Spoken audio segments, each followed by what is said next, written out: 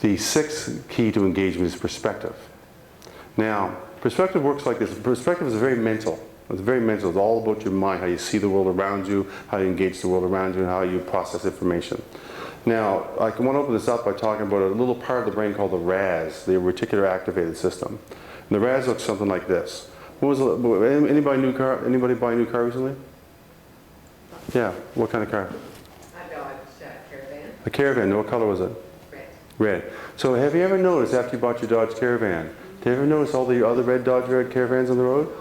Isn't that funny? Then why did they buy them all the same day as you did? Crazy thing. So what happens is your RAS is activated towards red Dodges. Okay, so you're saying, oh, there's another red Dodge. My gosh, there's another. My neighbors have a red Dodge Caravan. And so you start activating your sensation to see only that. You see that more than others. So like if your washing machine breaks, for example, all of a sudden you suddenly notice out of all those flyers, you notice the washing machine flyers. Like there's thousands of flyers, but you notice that washing machine flyer. So that's how the perspective thing works. And the tighter your perspective, the more right you want to be. And the more right you want to be, the more angry you get. The more angry you get, the more you shut out people. And the more you shut out people, the more you disengage because they don't want to be around you. See the little formula, kind of like a domino effect there? So I want to talk about perspective and introduce to you the concept of the 10-90 principle. Life can be seen as 10% what happens to you. Okay, that stuff happens. People take your money. You have car accidents. You get married. You get divorced. You have kids. The kids get sick. The kids, go to school. The school burns down. Like stuff happens, right? That's 10% of what life can be seen. But to be a person with a leadership perspective, that's an open mind. It might be an interesting formula to see life as 10% what happens to you, and 90% how you think about it. How you think about it. Pretty powerful stuff. Now, if you think about that for a sec, you probably know someone that's got it backwards. Do anybody that's got that backwards? 90%'s been done to them, and 10% is what they say about it. It's usually just complaining, just grumping around and complaining. Well, that's a mental framework, and that's fine. That's their journey. I'm not judging that. What I'm just saying is, if you want to have more engagement, it might be better to take on stuff that happens to you in your work or in your life and have a bigger perspective. So let me tell you a story that goes with this. I was married. I met my girlfriend. Well, let me back up. Andy and I dated 18 years ago.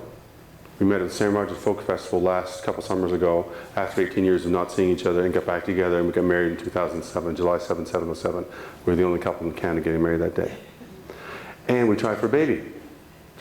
So we were doing the old monthly thing, honey, come on down, come out for work, whatever. So the old monthly thing, and if you've ever been trying for a kid, it's like an emotional roller coaster, right? It's up and down, up and down, up and down. Those stupid test strips waiting for that dumb little thing to light up and not light up and whatever, right? So we had a miscarriage in September of 07. We tried for in vitro in May of what's today? Last year. May of 08, we tried in vitro, and that's a crazy process in itself. And that didn't work, so we actually gave up. We said this isn't going to work, and we didn't think about adoption because adoption is like a 7-year wait and all this kind of stuff, right?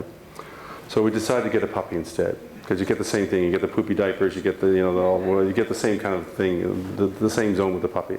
So we got a puppy, and the puppy came home the Labor Day weekend in September. But we got a call. We got a call from my wife's sister, who is a twin. They're twin sisters, so they kind of think alike. And the call was this. Now, what would you do if you got this phone call? Here it was. Angela, my wife's twin sister, calls up and said, what would you do if a baby dropped in your lap? And we said, excuse me? What would you do if a baby dropped in your lap? And we said, you got to tell us the story. And what had happened was, Angela knew a family whose 16-year-old daughter was having a baby. She chose to keep the baby. She didn't want to go through the government services and red tape, and she had this idea about red tape, so she went to the Home of the Guardian Angel, and she was actually interviewing families for placement for her baby. She wanted someone that she could trust.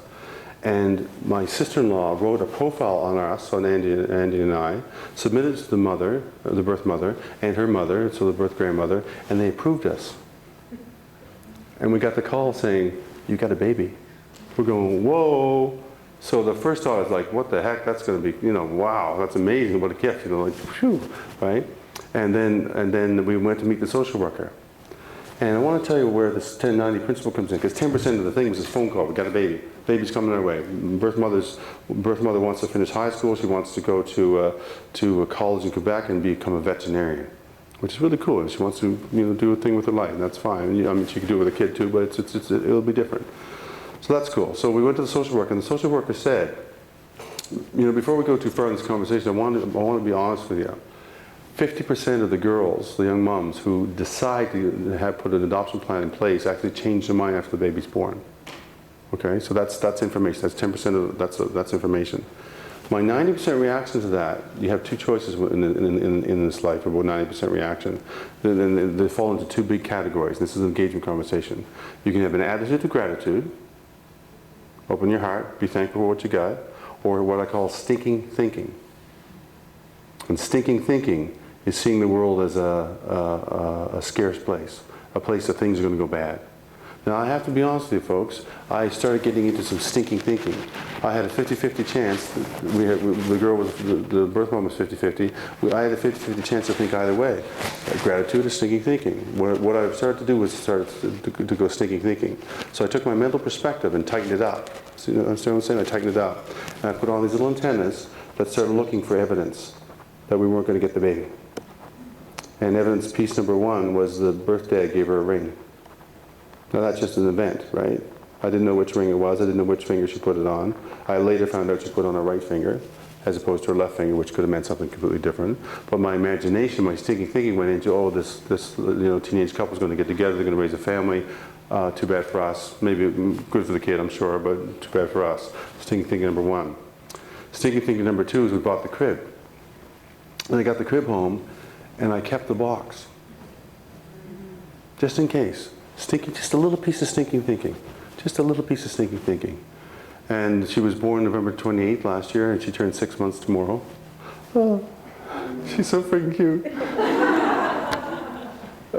We couldn't take her home for the first 2 weeks because by law, the birth mother has 2 weeks to change her mind. Now, can you imagine what a person has to go through who has stinking thinking? It's called hell, waiting for her to change her mind. And I remember driving home on December the 16th with my little baby. Oh, she's so freaking cute. A little baby in the backseat, my wife in the front. I remember driving on December the 16th. We picked up the baby. She'd signed the papers. The baby was home for us. I remember driving. It was a dark, dingy winter's day, dark clouds, wet sidewalks. By all definition, a blah day. But in my heart, I was no longer sitting on joy. I was celebrating life, and my heart was literally a wide open rainbow of colors as I was driving down the thing, because it was a done deal. It was done. My stinking thing was over because there's no more proof. So, and by the way, I recycled the box. So I wanted to share that story because sometimes we get into stinking thinking patterns. When we get into stinking thinking pattern, folks, we get disengaged from what's around us. In fact, if you try to give a new thing, a new idea, or a new suggestion to a person with stinking thinking, they're going to likely reject it because it doesn't fit their pattern. So the sixth key to engagement is perspective. And the best perspective you can possibly have is to figure out a way to find joy. And don't sit on joy, because my question is this: where do you sit on your joy? Where do you have a little bit of stinking thinking towards an activity or a person or something where you're sitting on joy? Because I mean, I didn't have a lousy time while the baby was coming to us. So it wasn't lousy, but there was just a little piece of me that was sitting on some joy, and the joy was released that day we drove her home. So that's my question for you: where do you sit on joy? Where do you have some stinking thinking that you might want to free up and get more of an attitude of gratitude? Because if you can't be grateful for it, it'll run you. Until you become grateful for it, it runs your life.